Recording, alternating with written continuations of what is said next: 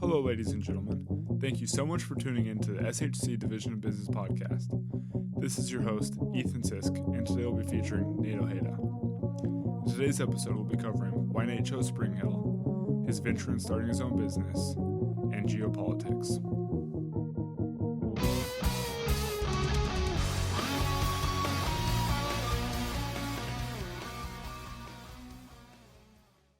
Nate Ojeda Pisa. Ethan Sisk, how are you? Thank you for coming on. Hey, good to be here, man. Tell me about your character development since coming to Spring Hill. Dude, I'd say it's been a roller coaster. A lot's been going on. Yeah. But I'd say I've definitely changed for the better. Like, you ever get those year ago today memories on your Snapchat? Unfortunately, I do. Unfortunately. We all do. We're all haunted by our past. And it's just like every time I get those, I just like cringe. Mm-hmm. Like something just cringes even more and more. Do you think it's a good or bad thing that our younger selves and I guess teens and preteens are all on film? It's probably not good for our long-term futures. I'm sure there's going to be some weird pictures of me in like 20 years if I'm doing something. But I want to say it's also probably more beneficial too, because it gives you data. You know, it gives you something to look back on and kind of like metric against. Mm-hmm. So it's like when I get my year ago today memories, I'm kind of like, dang, I was kind of being cringy. I was kind of being an idiot. And I'm glad I think that way now because it shows that I've like changed. Something's changed. Something's different. One thing I wonder about is, the politicians nowadays, they still have all types of dirt and pictures from back when the cameras weren't that prevalent. Yeah. Now cameras are everywhere. So what are the politicians going to be like when, we're 40 and people our age are going for president? We're going to hope for the best. We're just going to cross our fingers we and certainly hope for the are. best. What brought you to Spring Hill? That's actually a great story. So I'm from Ohio. So my top 3 college choices were Ohio State, Ohio University, and University of Cincinnati. And I worked at this restaurant my senior year. I was a server at this place called Hula Hands. And I was working like one random Thursday with my aunt. It was a fun place to work. I worked there with my aunt and my sister. It was a nice place, a good place to make money. But anywho, my aunt was always very outgoing. She was the bartender, so she basically knew all the customers. Mm-hmm. And So- which part of Ohio is this? This is in Columbus, so like right in the middle. That's where you're from. Mm-hmm. Gotcha. But anywho, one day I'm just working. I'm like greeting my tables, getting them drinks, and my aunt just calls me over and she's like, "Hey, there are these people over here that want to talk to you." And I was like, "Okay." So lo and behold, it's Meredith Memnosh. She graduated 2 years ago now. Yeah. And her mom. And I was like, why do these people want to talk to me? And I go over and I'm like, "Hey, how y'all doing?" And I'll say that another thing too, real quick. Like, I did not say y'all before I came down here, and now it's like part of my vocab. Gotcha. They're kind of turning me a little bit. Mm-hmm.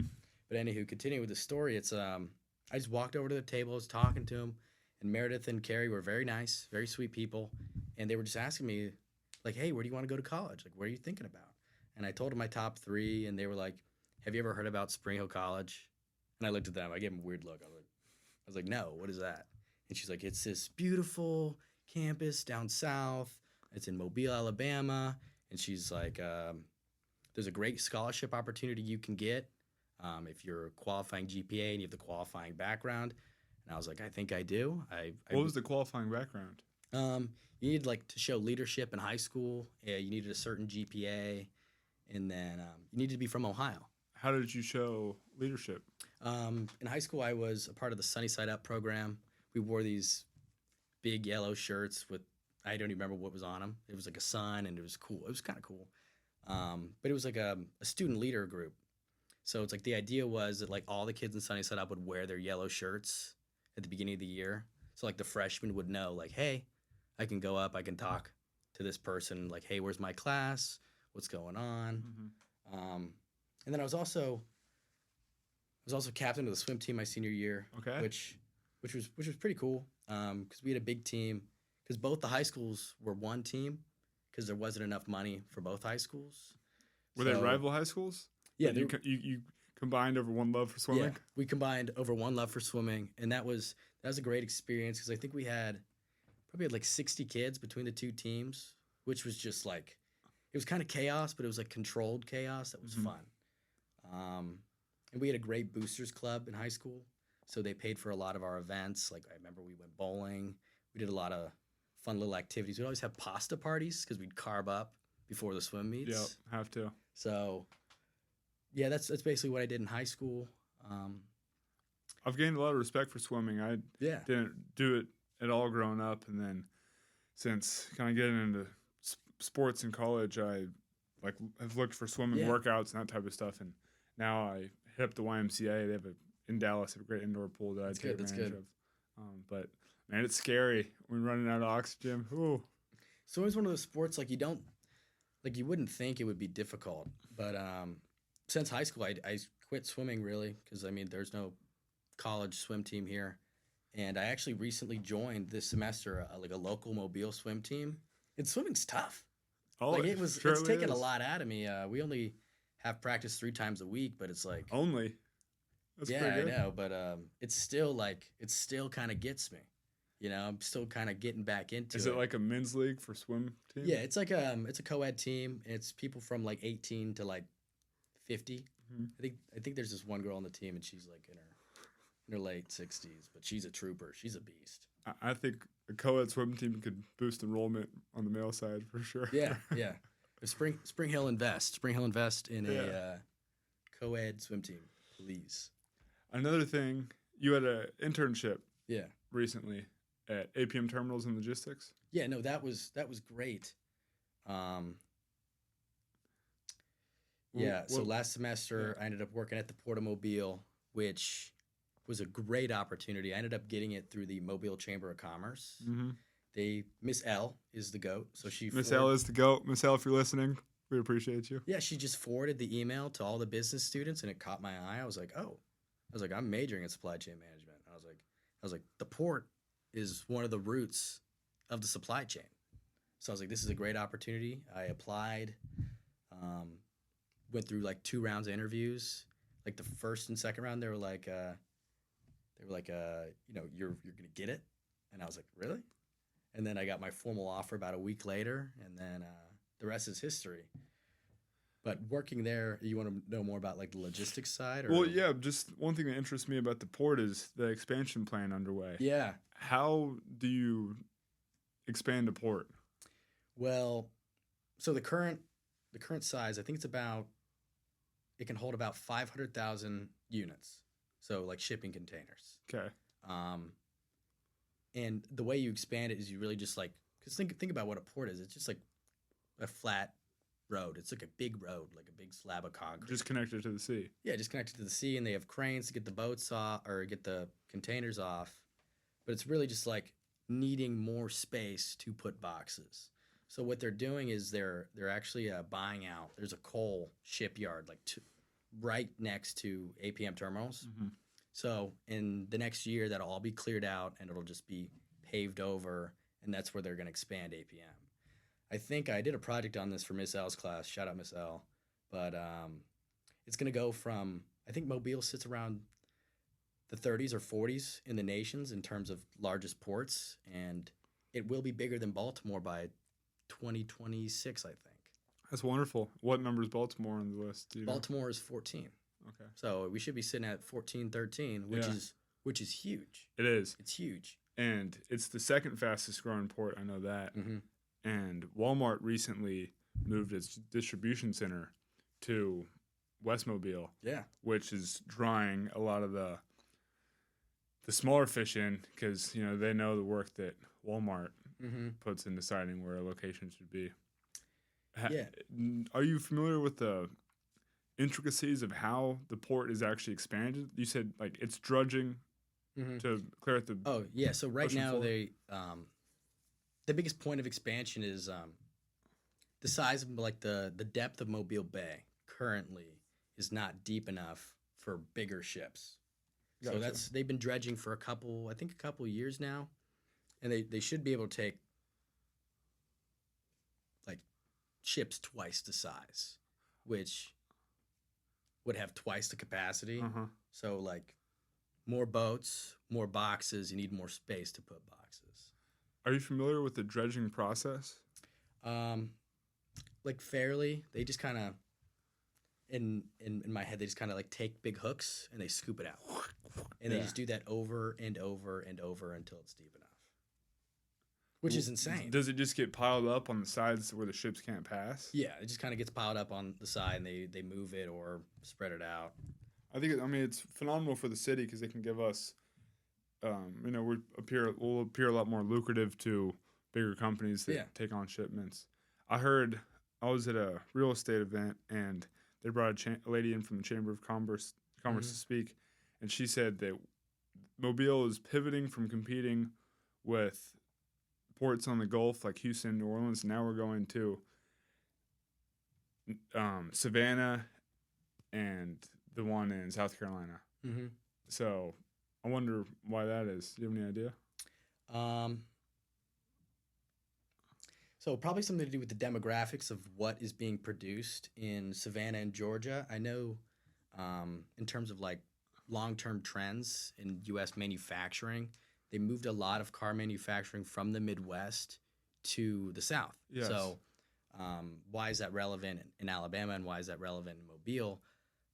Glovis is the freight forwarder for Hyundai and Kia, and they have a huge factory somewhere in the middle of Alabama. I always pass it on my drive home and my drive here, but I can't tell you exactly where it's at, but I always see it. I always see it, and it's huge, and it just makes more sense for them to ship all their stuff here. And I know South Carolina, they have a lot of Cummins, which they make transmissions and engines, all that kind of stuff. So it's a pivot in resources. Gotcha. One thing you and I are both kind of interested in is investing. Yes. Investing. Mm-hmm. It's crucial to any young person that wants to, I guess, become wealthy. Yeah. What are your current tactics? My tactics, I've largely pivoted. I would say I was super heavy in the stock market when I turned 18. I had most of my money in there in index funds and various stocks that I thought were going to do great. Any penny stocks? A few. Some of them, I say some of them, most of them did not pan out, which is why I didn't put too much money in there. But I definitely learned a lot. And I would say my current investing strategy is more so investing in myself and what I know I can do. But I still have a $75 a month into index funds just to kind of keep building up what I have. And then if you guys listening probably know about compound interest, it's the sooner you start, it's like rolling a snowball down a hill, just it keeps getting bigger and bigger and bigger as it rolls. So just the sooner you start, the more time you're giving your money to roll and grow.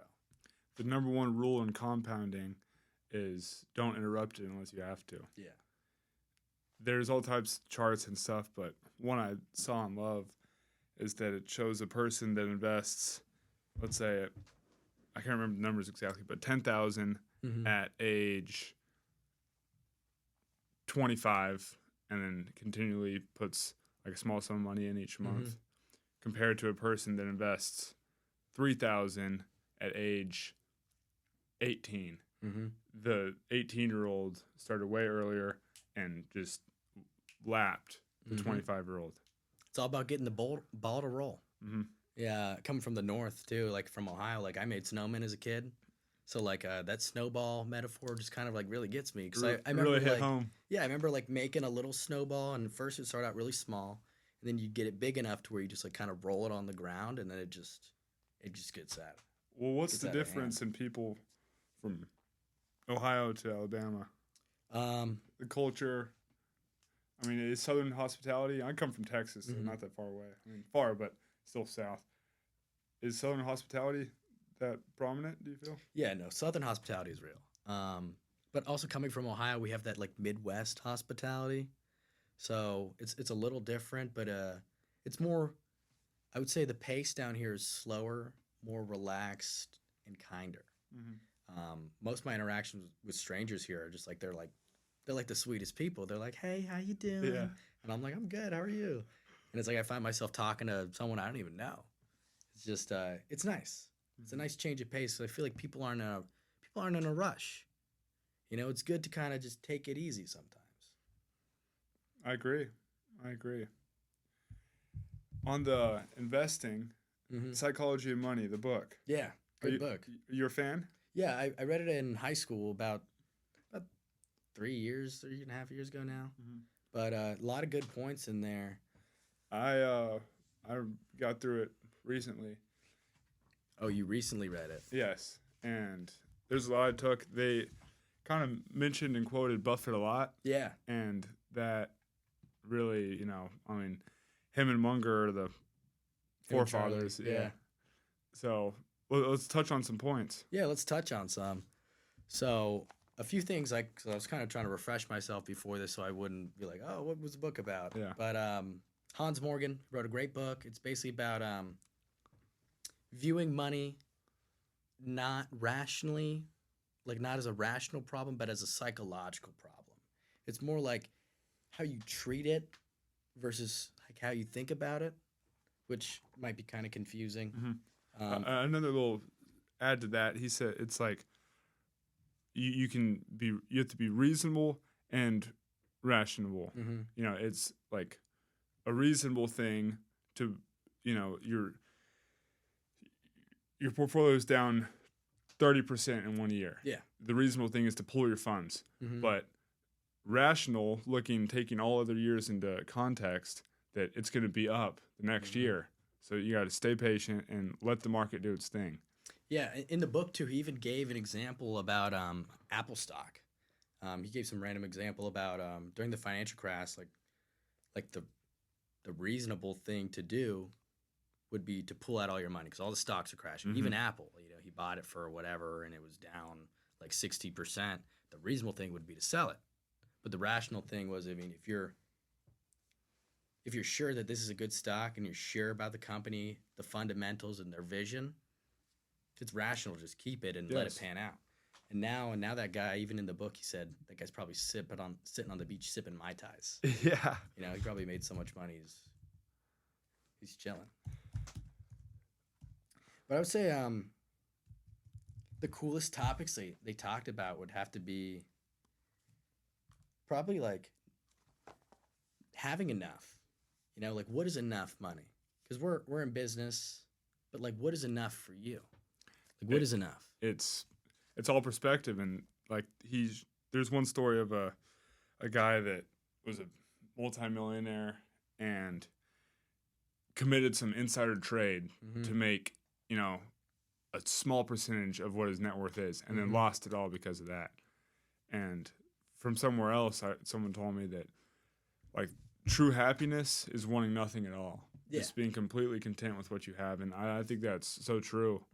And I feel like especially in our day and age, because social media is very prevalent and you see whatever everyone else has, that you forget and don't even consider what you want. You're just chasing, you're joining in other people's games and getting in. Keeping up with the Joneses. Exactly. He even talks about that in the book. It's like social comparison is like the thief. Comparison is the thief of all joy. Someone's way smarter than me said that a very long time ago. But I would have thought it was you that said that. Thank you. But what is enough? I feel like for me, enough would be control over my time and what I want to do. That's huge. That's the whole reason that Buffett got into investing. He said, I didn't want to be rich, but I wanted to control my time and not have others. I didn't want to work for others. Exactly. Like I've worked for a lot of different people throughout my life. I got my first job when I was like 14, and I've had several since. But I think working for my dad, because he started a landscaping company during COVID, and I worked for him for 3 years. I was his right-hand man. I was talking to customers, making deliveries, dropping people off, communicating what we were doing at the job site to the workers, because there was a bit of a language barrier. And I learned a lot, and after working for him, and I saw how much money I was making. You know what I mean? I was like, I'm only getting paid $18 an hour, So eventually I started my own company, and I do everything myself now, which is fire. It's all landscaping. It's all landscaping. And you contract the work. I do most of it with my crew, but a lot of his contracting. Like I don't cut down trees. I don't know. I've never cut down a big tree before, but I got a tree guy. You know, so You just have him on standby? yeah, he's not on standby. It's more like if I have a customer that like needs tree work done, I'll be like, oh yeah, we can get that done, and I'll give the customer a price. I'll give him like, I'll be like, yeah, we can trim all these branches for about like 650, 700. You know, we just get rid of them all. You don't have to worry about it. And then I just call my guy and I'm like, hey, I have this job at 1299 Dauphin Street, and I'm like, can you come stop by and give me a price? And then he'll come over and be like, I can do it for 500, and I'll be like, could you do it for 400? You know. And he usually gives it to you? Yeah, he usually gives it to me. It's a little negotiating every time, but he usually. Do you just mark it up based on margins? So like, I want to make 10% on it. Mm-hmm. Yeah, I usually just mark it up based on margins. How much do you shoot for? It depends on the type of work. Margins can range. What type of work has the highest margins? I would say your cleanups and mulching. So a cleanup would be like someone's yard. It's like a ton of weeds, and they want like the really pretty edging, which is kind of where you like take the shovel and you make like a little trench around the mulch beds. That can get pretty expensive because you're dealing with like, I don't buy mulch in bags. I buy it in bulk from like the yard. So I'll get like 4 yards, like 2 to 4 yards at a time, and then bring it to the customer's house, do it all that same day, get everything done. And margins on that are probably sit around 30 or 40%. That's pretty good. It's pretty good. That's a good take home for sure. I'm not mad about it at all, especially because, you know, we get a lot of these jobs. Like, I would say I focus mainly on cleanups and mulching, and everything else I really try and contract out. Like I have a lot of properties where I cut the grass. I have a lot of properties where I cut the grass, but I just have someone else doing it. Mm-hmm. Who takes care of A&N landscaping when you're at school? Me, still. So I usually just take phone calls, and whenever I do take a phone call, I was trying to get them on the website so they can fill out like a form, and then that way I can just deal with it in my email versus being on the phone. Because it's a little weird when I'm in class and like I get a phone call and I'm like, dang, I need to like step out and answer this. You're like a businessman though. It's kind of cool. I mean it's nice, but it's also like, it's not like hurting my college experience, but it's like I'd rather not be taking like phone calls talking about like mulch and dirt like randomly throughout my day. I gotcha. So, but it's definitely been something I like overcome, and it's like I even think about it now. It's like really not that much work. I really just answer the phone, check my email, and call people. How many of your customers are recurring? Most of them. I've a pretty high retention rate. I'd say about like 70% of everyone I do a cleanup for chooses me again the next year, which is really good. Well, a cleanup as in leaves, debris? Yeah, as in like weeding, leaves, debris, and then like doing the mulch. You know, most of those people... Is mulch a pretty popular thing in Ohio? Yeah, I mean, that's another difference between Ohio and the South. They use pine needles a lot here. In Ohio, it's a lot of mulch. A lot of mulch. Which is good for me. I'm not mad about it. No. Mulch is black gold. Because the pines are just collected from falling. I did have a customer though, back in Ohio in Upper Arlington, that like requested the pine needles. 'Cause he was in the South for some reason. He really liked them. So we actually ended up like ordering like 3 huge boxes of these pine needles that we just essentially we spread it around like it was the mulch. But he just liked that pine needle look. That's one thing I find beautiful in, I guess, real estate and regions is when the house landscape or house design is inspired from a different region. For instance, I have family in El Paso, and a common thing they do on their walls is a cement wall, but they put glass in it to make it so you can't climb on top. And it's pretty when the sunlight hits it at a certain time of day. Oh yeah, see, like I would have never even thought about, like I've never seen that. Yeah. I don't know what that looks like, but that sounds cool. But my family, my extended family is from El Paso, but my true family, I mean, it's not still family, but is from Dallas. And there's a house I saw that did that same exterior look, and it was like, whoa, like so eye-catching. Yeah, and it kind of reminds you of something else. you know. And that's why I was like, because I did that job like last summer, and I was like, you like the pine needles? I was like, I like the pine needles. I go to school at Spring Hill during the year, and he's like, really? Like, yeah, it's in Mobile, and he's like, and you'd be surprised how many people I've met in Ohio who've been to Mobile. It's kind of weird. I'm like, you from Mobile? And they're like, yeah. I've met a lot from Texas that passed through on their way to Florida, Mm-hmm. so it's kind of a common denominator. You're gonna take a trunk full of pine needles home with you this summer to give to customers? No, it's way easier for me to just have it shipped. Okay, It's gotcha. way easier. Gotcha. Also, I have a lot of stuff in my room that I need to take home. Mm-hmm. Where are you living on campus next year? Next year, I'll be living in the Fairways. Fairways. Yeah, Okay. it's gonna be a good time. Yeah. I'm excited. I'm excited. Senior year on the Fairways, dude. That's what we've been waiting for. Oh yeah. I get a kitchen. Are you serious? I've been waiting on a kitchen. Are you in Skips now? I'm in Skips right now, but I mean, obviously there is a Skips kitchen, but Common kitchen. it's the common. Skips kitchen, guys. I mean, let's be realistic. But my own kitchen, come over for some ziti.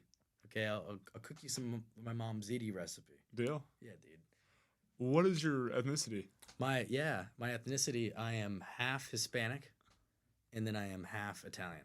Okay. Is that where the ziti comes from? That's where the ziti comes from. That's where the Ojeda, Pisa. Ojeda, as in like from, it's a very Hispanic last name. My dad's from Mexico. And Which part of Mexico? He's from Oaxaca. Oaxaca. Very beautiful town. A little bit before the Yucatan Peninsula, like kind of in the middle. Okay. Very beautiful beaches too, white sand beaches. Yeah. They even have I've never been to Mexico, but my dad always shows me pictures. They have this petrified waterfall, where like it was a waterfall, but like maybe I don't know Something happened. Yeah, the chemical composition of the water kind of like froze it. That's insane. So it's like a and it's in a kinda warm rock. climate? Yeah, it's like super warm. It's not actually frozen. It's just whatever was in the water like made it harden. Mm-hmm. So you can tell that it used to be a waterfall because it's all like the rock that's there is like in the shape of the water falling, which is super cool to see. Really? Yeah, I bet that's a huge tourist attraction. Mm-hmm. Somewhere in Mexico, I want to say near Cancun, they've got that it's like a beach inside of a plateau almost. Like it's a beach inside. So it's like you can go in there and it's just like you're like in a hole. Mm-hmm. It's crazy. Yeah, like they have a lot of those estuary. I don't remember what they're called. They're like little. I haven't heard estuary since middle school. Estuary like chemistry class. Estuary holes. I see. I want to call them sinkholes, but that's just not what they are. Mm-hmm. But yeah, how do we get here from? I don't know. We're talking about landscaping. Now we're in Mexico. Landscaping. I feel like it's back to it. I feel like it's a great side hustle for college students. I started not necessarily landscaping, but like a moving service, going door to door and just asking if they have any work or an extra set of hands. Yeah. It's broad labor is the title, and we're just an extra set of hands. Well, yeah, give them my card if they ever need some landscaping done. Okay. Maybe we can work something out. There's definitely money to be made. Definitely. Especially in this area. This semester I've tried to broaden my horizons. Instead of only focusing on Ohio, I've kind of branched out here a little bit, and I started seeing jobs this month. And it's different down here. I'm not used to like the pricing down here. Maybe I'm bidding too high, or there's just other people out there willing to do it for so much less. But I think I've gone to 3 estimates now, and I'm 0 for 3. I've never had such a low conversion rate before. Usually I convert everyone most people I see. I feel like 7 out of 10 people I see on an estimate end up going with me. That's really good. And down here it's kind of like I'm 0 for 3 right now. Is it private work or are you going for government, like city contracts? It's private work. I'm trying to land some city contracts for my father's company. I was going to sell him the contract to do the work for the city. So I get my cut for doing my work and he gets his, for doing the rest. So is he what inspired you to get into the landscaping stuff? Yeah, because growing up was a little different for me than others. I was raised by my grandmother, so that's why I would say like culturally I am more Italian than I am Mexican. Okay. But my dad never really did much when I was a kid. Now, not to like diss on him. He was Not at all. he was a loving father. He showed that he cared. He would show up and come see us. That was really great. But it's in terms of like making money, he really didn't make too much for having 7 kids. Wow. You know? You have 7 siblings? Yeah, I do. I do. 6 7. siblings? Yeah, 7. 7 siblings. 7 siblings. Oh, he has 7. He has 7 kids Wow. now. But yeah, where was I going with that? Sorry, I got a little sidetracked. You're good? I got a little Just the lost in the thought. upbringing. But anywho, like during COVID, he worked in a restaurant. He was an executive chef at a great restaurant. He was making good money. And after COVID shut everything down, he was like, what am I going to do? He was like, what am I going to do? When he first came to the States, when he was in California, he worked for a landscaping company there. So it was kind of like what he knew, and it was outside, and he could do his own thing. So COVID shutting everything down really didn't stop him from breaking to landscaping. I remember I started landscaping with him as soon as COVID started going down. And gosh, what was that? It's 2024 right now. Jeez, it's been 3 years. Making headway. 3 years. Another thing is real estate. You said you and your dad were involved in. Mm-hmm. Did landscaping, was that also like the gateway into your dad getting into real estate? Yeah, landscaping paved the way. It's he's been tremendously successful. I will say that. He always had this like beater Chevy Silverado 2006. It was a gray truck. I'll never forget that truck. But it had like 280,000 miles. Ooh. And he finally got rid of it when it had 340,000 miles. He sold it to one of his employees. But where I'm going with this is now he has 3 brand new trucks. He has a dump trailer. He has several other trailers. He employs several crews. So he's doing really well for himself. What is his role with real estate? Well, his role with real estate is like, he's like, oh, what am I going to do with this money? So invest. So in his mind, it made more sense from his lens and his background and kind of just how he views money to invest in something that you can see, own, touch, and do stuff with. Mm-hmm. So for him, that was houses. Residential? Yeah, residential, just like in the neighborhood, like random neighborhood homes. And he's kind of been collecting them at this point. Are you also helping him with that? Yeah, I would say really anything he does, he like calls me. So I've kind of been his right-hand man for everything. But in terms of like the real estate, it's like he recently bought my best friend's childhood home. So like obviously I've been a connector for a lot of different deals. I just kind of like if I see something, because he's busy. He's super busy. So I have our company email on my phone, and it gets like hundreds of emails a day. But I go through it. I make a point to look at everything and see what's going on. Because he has real estate agents that send him listings. Mm-hmm. They're like, hey, Victor, we think you might like this home. Mm-hmm. Like, check it out. And he doesn't have time.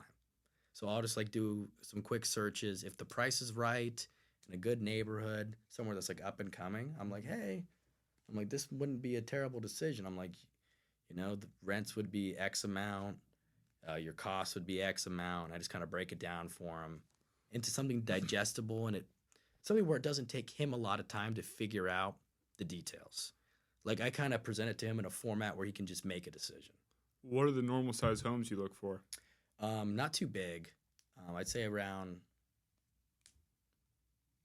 1,000 to like 3,000 square foot homes. So gotcha. They're not huge. They really aren't, but they're usually on like pretty good sizes of land, like about a half an acre to an acre.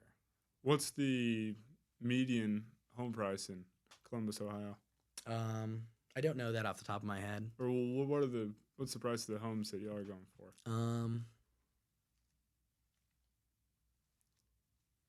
I'd say in the 100 to 200 range. That's good. So that's a good place to be in, a good lower barrier to entry. Yeah. You know, so you can kind of stack some of those and then move on. There's been huge, I guess, like volatility in the real estate market. Yeah. and I've been tuning into some YouTube channels and talking to people in the industry. But one thing I think is so interesting is that they're turning, because since COVID, the office spaces are down. They're turning office spaces into multifamilies. And it's tricky with the zoning. That's why we got to find a friend in politics to get we got to get someone to change these zoning laws. Who wants a donation to your campaign fund? Hit me up. Speaking of campaigns, Spring Hill Student Government Campaign. Yeah, that's coming up. That's coming up this week. We got Walker Carlisle and Benduro. And then on the other ballot, we have Sierra. What's your last name? Sierra Chicoco. Sierra Chicoco and Quincy Curley. Yeah. You're with Sierra? Yeah, I'm just kind of advising, a little supportive role, because I've always been a fan of the underdog, you know, and I think ultimately Walker and Ben have it in the bag. Walker's put in the work, he's put in the effort. People know him, people know he cares, and people are familiar with what he's done for this school. Walker's in a suit 7 out of 7 days of the week. 7 out of 7 days. It's hard to see that guy wearing casual clothes, and I live with him. Really? You know, so it's tough. But no, I've always been a fan of the underdog, so it's like any advice or help I could give her is worth it, you know, because she's in it for the experience of what it's like to run and what it's like to manage a campaign and the pitfalls, the pros and the cons, you know. What are your thoughts? I think it's great. I think both parties have Spring Hill's best interests at heart, which as a I guess someone in the audience, that's all you can ask for. Yeah. You really just care about if they care. You know, what are they in it for? They're in it for the school. They're in it for us. What are your hopes for your professional career? You're majoring in supply chain? Yeah, I'm part of the 3+1 program here. So your MBA is going to be all online? Yeah, next year. Looking forward to that? Yeah, it's gonna be fun. I hope to learn a lot. Especially because I know these teachers. You know, I've learned so much from them already, and now they're teaching master's classes. That's a win. But they're teaching them virtually. You're not going to see the teachers. Yeah, the thing about virtual classes, it's really like, how much do you want to learn? You know, you get out what you put in. Yeah, you get out what you put in. So it's like if you want to cakewalk, I mean, you could just not take it serious, do the bare minimum, and I guess just get the MBA. But I'd say as I got older, kind of like how we were talking earlier, like how have you matured? I kind of like learning stuff. You know, I like learning new things, especially things I'm interested in. So going along with like the 3+1, I also have 2 minors. I have a minor in pre-law and I have a minor in political science, solely based on interest. Like I've always kind of been interested in like what they're up to, the politicians. And it's hard to figure out what they're up to, honestly. Yeah, well, it's not that hard anymore. You got to follow the money. You know, like you could determine, like you could predict the outcome of a vote in the House just by looking at political campaign contributions. And who's donating them and what their affiliation is? Yeah, who's donating, what their affiliation is. And you can get a pretty good idea of what policies they're trying to support. That's interesting. Especially because most of that information is now pretty public. Yeah. So it's like, if you want to know like what your rep is up to, who they're getting money from, because they're representing your interests. But ever since the court case, Citizens United, if you're familiar, it was a Supreme Court decision in 2011, I think. 2011, probably. It's probably 2011, guys. But it basically decided that corporations get First Amendment right protections, and the argument was that corporations are people, so their money should be treated like a person's money, which obviously a corporation is not a person, and their money is, the way they get their money is very different than a traditional person. So you can see how the water gets pretty murky pretty quickly, because politicians don't rely, I mean, they need your vote, but how do they get your vote, Ethan? How do they get it? Doing what I want them to, them saying that they'll do what I want them to do. Yeah, they say that, and maybe they get it done, maybe they don't. But it's also one thing at election time, it's always the same issues that come up that never get solved. Yep. Because they're great running points, but are they feasible to solve? I mean, it depends on what the corporate overlords want us to think. That's one thing that's frustrating is that, it's like the backbone of America and backbone of these countries, what drives it has very little say in policy or progress and decision making. So I hope for politicians they can establish a better pipeline from the citizens to them. It's and just hopefully our Spring Hill government can do that for us. Well, there's something I will say. Our Spring Hill student government is luckily not corrupted by campaign contributions. Yeah. But in terms of like politicians, it's like how they get elected it's really money. Really, money is how they get elected, and whoever gives them the most money has leverage. They have leverage over that politician. Because say me and you are running, or I'm running, I'm the incumbent, and this is our district. I'm the congressman, and that camera is like Walmart or something. I don't know. And obviously, if I don't do what Walmart wants me to do, they're gonna be like, "Hey, we're not gonna contribute any more money to your campaign, and we're gonna back Ethan 100%." Like that's the leverage. You got to put the brakes on and do what they want to do. Then you got to put the brakes and you got to bend the knee. So it's like who's calling the shots? Not the politicians, people behind them. Yeah, which is unfortunate, but I will say it's not the worst thing. I say it's not the worst thing. Like things could be way worse. What would that be? Kind of like a purely Gilded Age type vibe. Okay. Imagine if like the captains of industry were still running things, which you could make an argument that they still are. Because think about Rockefeller, Carnegie. Those are huge names back then, and now, can you think of any modern equivalents? Like maybe like a Musk, Google. Yeah, like a Google. Google's got a huge monopoly. Yeah. I mean, they're breaking all types of antitrust laws, but it's still standing. Which is, they're breaking the law, but they're still there. I wonder why. And if you follow the money, the web kind of gets unraveled. Which is, I feel like that's why I have like such a passion for political science. I like to understand what's going on, and I like to be able just to know, like what is going on, because it's very kind of deceptive. Because politicians will say one thing and then do another. Do you feel that if political leaders looked at like a continent just based off of land masses instead of country borders, do you think we could have more unity between leaders if they took a more holistic approach? If they did, there definitely would be more unity. But unfortunately, that just won't happen because every politician is subject to the people of their country. They're there promoting the interests of their country and their people.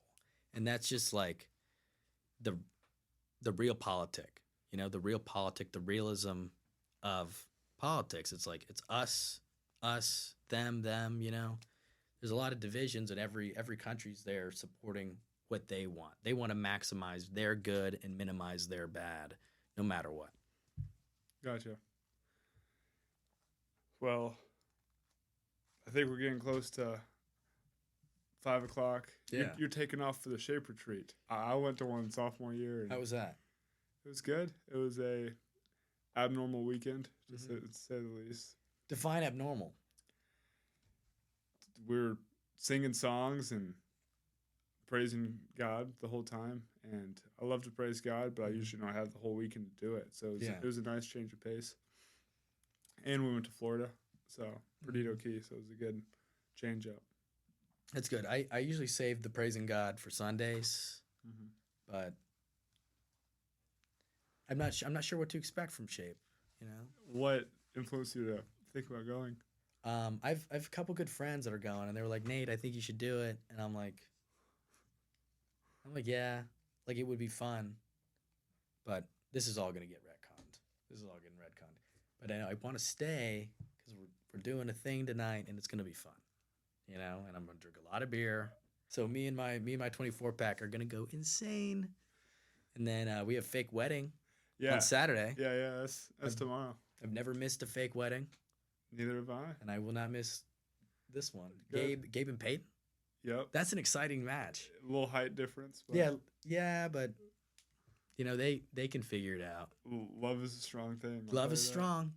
Love is kind, and love is beautiful. So on the fraternity deal, you rushed sophomore year. Yes. Did you rush freshman year? I did rush freshman year, and it didn't turn out the way I expected it. So I didn't end up signing any bids, and I just kind of went on with my life. Locked in, got good grades, studied, hung out with my friends. And then sophomore year, I was kind of on the rocks about whether or not I would rush again. So it's kind of like I was at this point in my life where I thought I needed this, you know, because all my friends freshman year, they all rushed. So like suddenly all my friends kind of just got all new friends. And they were like super busy all the time with all their new friends. And I was just kind of like the odd man out. Where do I fit in? Yeah, I was like, where am I going to go? But sophomore year, I was kind of like, I think I'll be okay. Well, and then looking back on your decision to rush, are you glad you ended up going forward with it? Yeah, I'm glad I ended up rushing. I definitely learned a lot. It's been an experience just with all the different moving parts and the opportunities that came along with it. And it's been a great experience, honestly. I'm happy I did it. Good. Well, thank you so much for coming on, and I can't wait to see some A&N landscaping trucks. What does A stand for? My brother Anthony. Anthony. He has a share in the company. Anthony and Nate Landscaping. Yep. Great. All right. Thank you. I would like to personally thank everyone who tuned into this episode of the SHC Division of Business podcast. Our aim is to give young professionals insight into their desired field or potential job of choice. If you gain anything from this or have any compassion whatsoever, please share with someone you see fit.